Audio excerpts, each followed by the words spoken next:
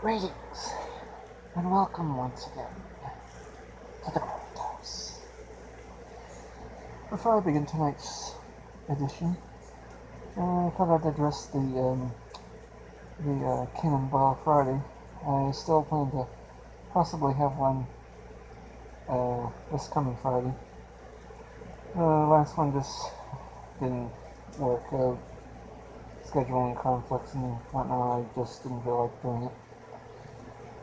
But this Friday, hopefully it should go on as scheduled. Anyway, on to tonight's edition.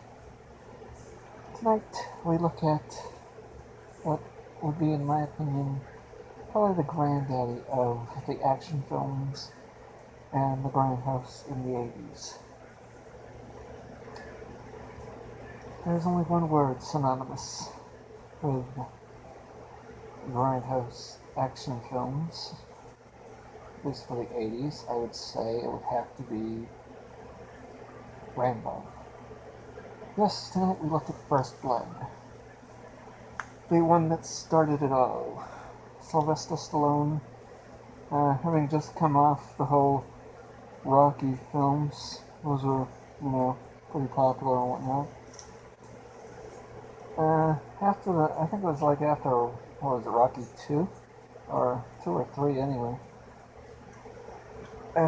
Basically, it just went, it went from being an inspiring, boxer story to just a full-on shoot-'em-up action film star, pretty much. And in this one, he did very well with. For those of you who don't know, Sylvester Stallone plays Rambo, John Rambo, an ex-Green Beret Vietnam vet who comes home, gets hassled by a small-town sheriff's department. The sheriff, played by Brian Dennehy, basically fucks up. Let's be honest. He kind of fucks up. His minions basically all get their asses handed to them in the woods after he escapes from the sheriff's office. I mean, had this been the way that I think supposedly in the book, supposedly Rambo was more psychotic.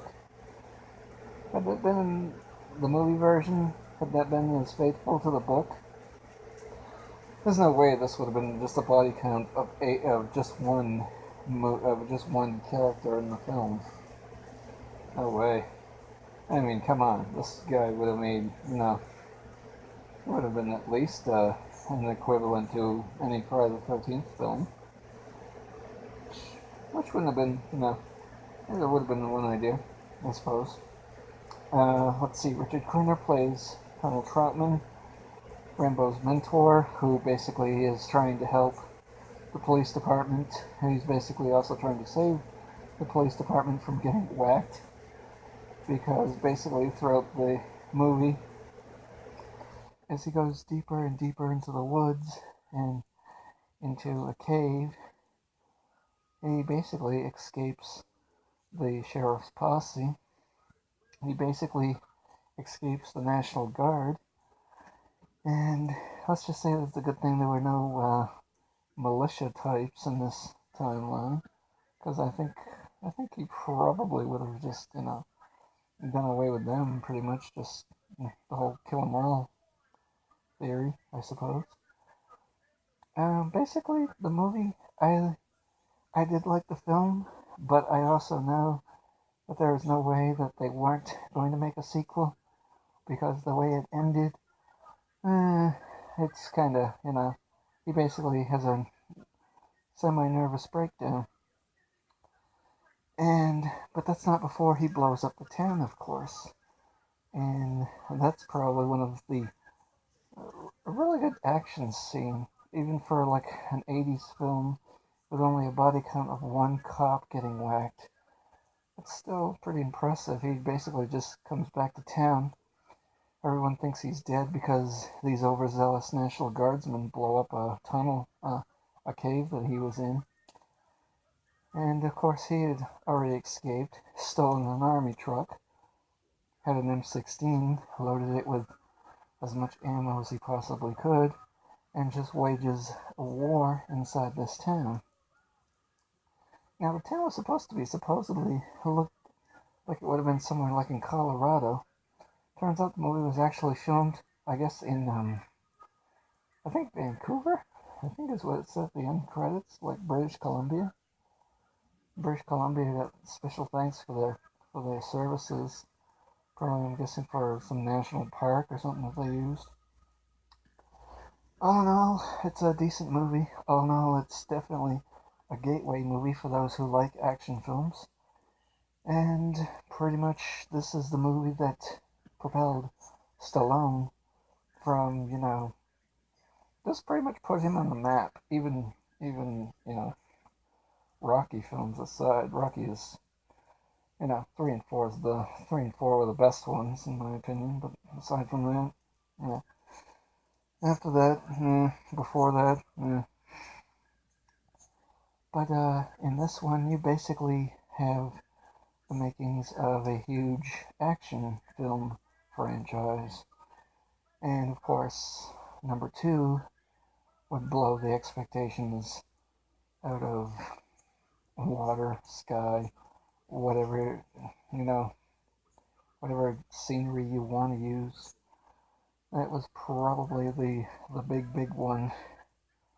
And then of course there was, the two others, which I probably might try to review the remaining three. So, tune in sometime in the future as I try to partake upon that particular task. Anyway, for those of you that are interested, you can find this film pretty much on DVD, probably on VHS, VHS being probably like the old school, um, you know, you probably wouldn't get the behind the scene features as much. Maybe you would in some, depending on what tape you get.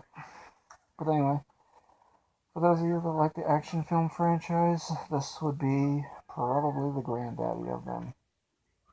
Because from Rambo you had, Commando, you had Delta Force, you had Cannon Films doing American Ninja and Avenging Force and those type of films. So basically, this was the one that started it, in my humble opinion. So, that ends tonight's edition of the Grindhouse. Stay tuned for Friday's Cannon film, which I'm not sure what it'll be yet. But hopefully CannonBall Friday will run as scheduled. Until then...